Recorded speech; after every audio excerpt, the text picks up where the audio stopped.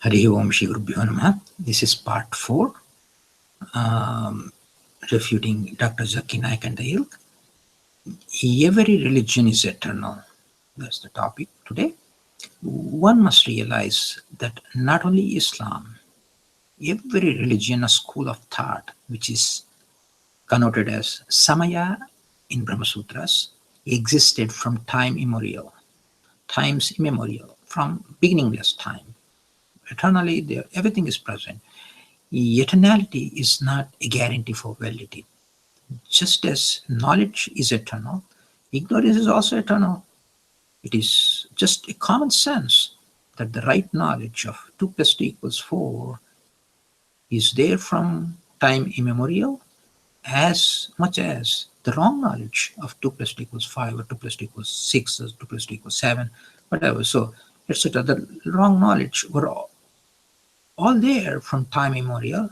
Thus, both true knowledge and ignorance existed from time immemorial. So the true knowledge is of only one kind, but wrong knowledge comes in many flavors.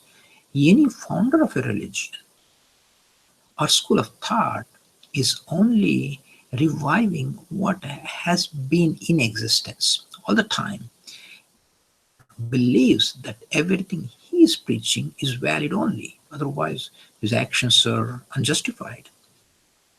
There are three possibilities for any school of thought or religion. One, it is completely valid. Two, it's completely invalid. Or three, it's partially valid. As every school believes that it alone is completely valid, whenever there is conflict between its statements and another, the resolution can happen only through a debate. Thus, Dr. Zakir Naik's claims and declaration that Islam alone is valid are going unabated because of his equivocation approach. The purpose of this series is to expose those. Dharma means that which supports, as or that which sustains, like dharanat dharma. Thus, it is the essence of existence itself and is eternal and indestructible and immutable and never loses validity at any point of time. Hence, it is also known as Sanatana Dharma. Thus, Sanatana Dharma existed not just ever since man set his foot on earth, but even before that, that is, time immemorial or from beginningless time. Everything is not correct, though many things there are right. Whenever Islam coincides with Sanatana Dharma, it is right, and whenever it differs with Sanatana Dharma, it is not right. Thus, the claim that Islam is like 2 plus 2 equals 4 is just a claim, which is not true, as will be proven by the time this series finishes. The intention is not to show the flaws of Islam, but to show the validity of Sanatana Dharma. Fact that Hinduism is not really a word denoting any religion. Surely Hinduism is a misnomer which will be discussed in detail later on. Even many laymen knew the following fact over 5 decades ago itself.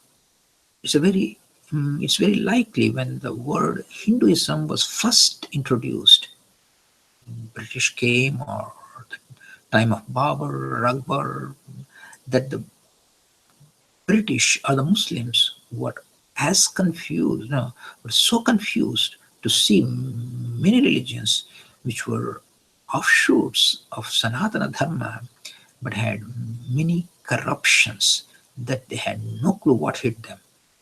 And being lost completely, they clubbed all these religions into one and called that as Hinduism. Obviously, not a single authentic scripture has the word Hindu. So Hinduism is a misnomer, which will be discussed later on. Of course, we'll discuss in detail. However, both insiders means those who are called Hindus, and the outsiders means those who, who call no non-Hindus, like who are other than Hindus. So the outsiders. So they welcome this thought for different reasons. The latter welcome because it made their lives easy. They don't have to remember so many religions, hence they have less worry and big relief. So the non-Hindus, they welcome that. Then the former, that means the insiders, the actual Hindus, they also welcome because it helps to bring some kind of unity. Through ages, Indians have suffered the factions and petty fights as well as big wars. However, one notable and important fact and factor is that there was not a single war based on the grounds of religion until the Muslims set their foot in India. Though there were and are many religions in India, both inside the Vedic realm and outside, and there were debates and conflicts. There was there were many wars, but none of the wars took place on religious grounds. There was Mahabharata war, fight between dharma and adharma. There were many wars to acquire the control and power. So the Hindus very badly needed a unifying term. So a unifying term and force was very badly needed, and so it was a great welcome factor for Hindus as well to have a unifying term. So hence they have less worry and big benefits. So they also welcome the usage of the word Hindu.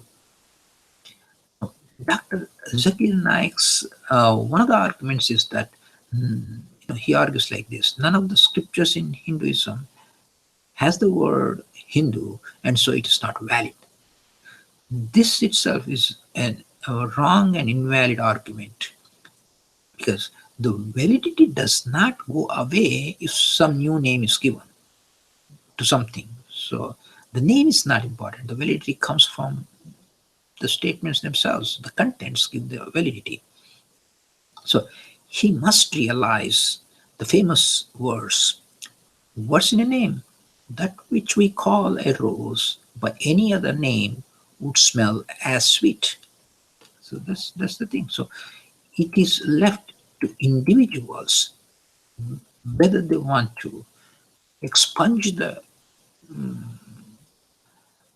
corruptions or how they want to do that. So it depends on the use. The word Vedantist, as used by Dr. Zakir Naik, is a completely corrupted word. One may say Vedantin, but not Vedantist. Also, it is a wrong thinking that Upanishads are external to Vedas and not part of Vedas. The fact of the matter is that Upanishads are part of the Vedas. Vedas have four divisions. This you can find many online resources, and this is courtesy of Wiki, which is kind of a common, this is one of the common resources. And this is broadly accepted by almost all the schools of all the scholars of all the schools. From Wikipedia, I'm quoting it. There are four Vedas: the Rig Veda, the Yajur Veda, the Sam Veda, and the Atharva Veda. Each Veda has been subclassified into four major text types: the Samhitas, which consists of the mantras and benedictions, and then the Aranyakas, which consists of the text on rituals, ceremonies, sacrifices, and symbolic sacrifices, and then the Brahmanas, which consists of the commentaries or rituals, ceremonies, and sacrifices. And then the fourth one is the Upanishads. It's the text discussing meditation, philosophy, and spiritual knowledge. So Upanishads is part of the Vedas. They're not external to the Vedas. Then not only Prophet Muhammad, no one is last and final messenger. It is just a common sense that time is endless. The time is also cyclic in nature. There are many who claim that they were messengers, and there will be many who are going to claim that they are messengers of God. It is preposterous and presumptuous on the part of Dr. Zakir Naik to declare that if anyone after Prophet Muhammad claims that he is messenger of God, he needs to go to a psychiatrist. This is what he says.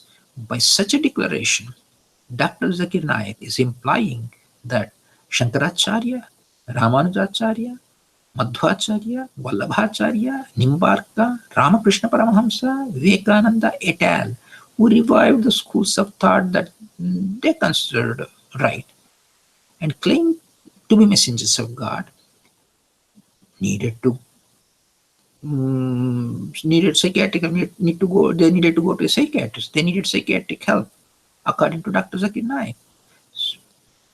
It is one thing to make a dashing and daring claim that they were all wrong and set out to prove so, but it's totally different to say that they all needed to visit a psychiatrist. Such an attitude will only trigger the mentality of throwing stones at one another.